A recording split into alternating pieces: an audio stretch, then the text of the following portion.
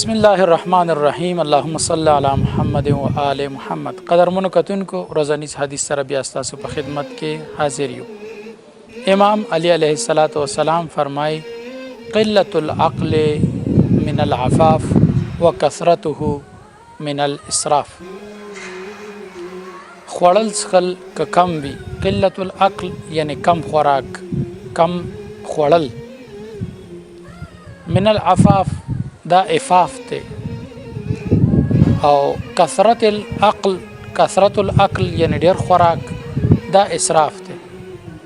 یعنی انسان که یو ځای ته لاړ شي میلمه وي یا په خپل کور کې وي، نه که کم خوري نه د حیا به هم محفوظه وي، او د خېټې کومه حیا چې ورته موږ وایو هغه به هم محفوظه وي. او همدې شان سره که زیات خوراک کوي نه دا اسراف دی. نه پکار د انسان ته که خپل کور کې وي که پردي کور کې وي پکار دی له اسراف ځان وساتي. پښتو کې متل دی که کور پردی دی نه خېټه دی خپله ده. ډېره مننه. د الله په امان.